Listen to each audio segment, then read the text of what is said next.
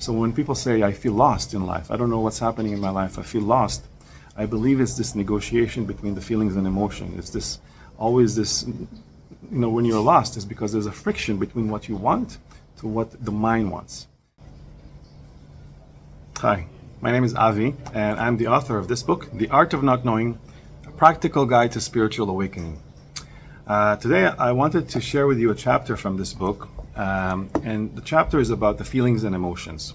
Because often we use the word feelings and emotions the same way, and we don't notice that actually emotions have a function and feelings have a function.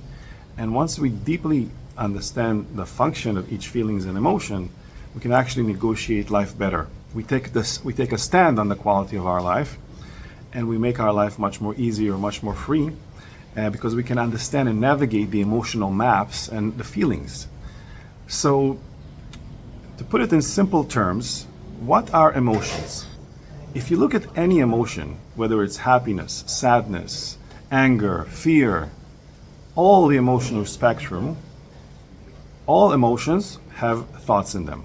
If you are afraid about something, there's a lot of thoughts about it, and then you don't want to do it. And then if I give you some more thoughts, you may not be afraid anymore. I would say to you, you know what, that place is actually safe, you can go, and maybe you're not afraid anymore. So you can see that every emotion is transcended with more thoughts. There's more thoughts coming, and then you can transcend the emotion. So every emotion has thoughts in it. If you are angry about something, there's a lot of emotions, a lot of thoughts, sometimes overthinking about it, and then you want to lash out at people, you want to shout, you want to do, you don't want to do it, but it happens from the thoughts that come up as a wave, as a surge of energy, and then you are angry. And of course, every anger has fear in it, but this is a topic for another time. So every emotion has thoughts in it, and so what's the function of these emotions?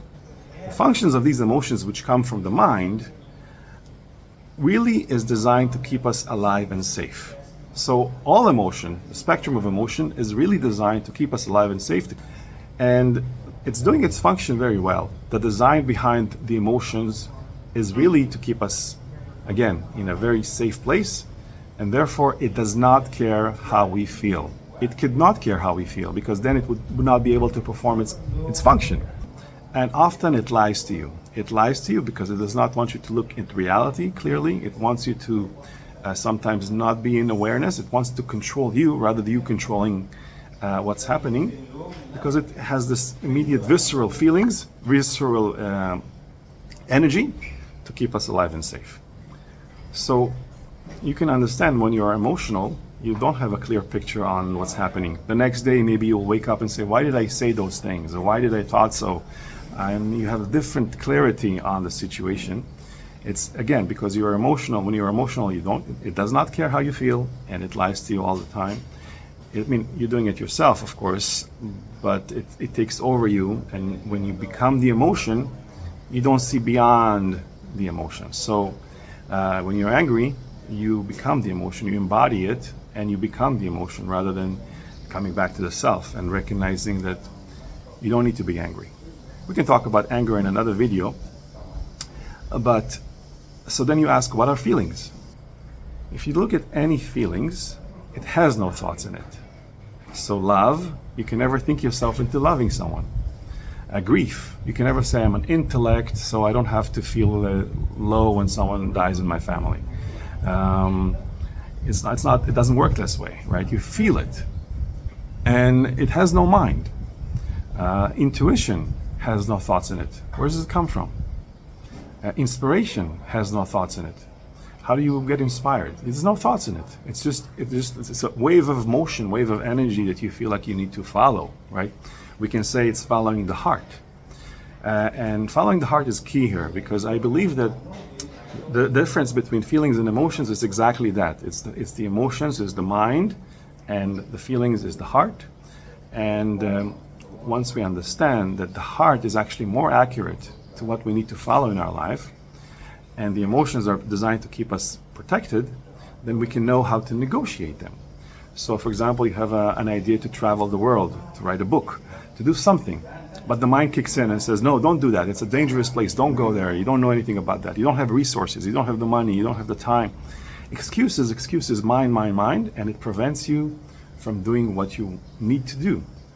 And of course, there are no regrets if you follow the heart. If you follow the heart, the feeling, you will never have a regret. Because no one says, I followed my heart and I deeply regret it. It doesn't even sound like a logical argument or statement. No one does that. But you will always say, I regret following the mind.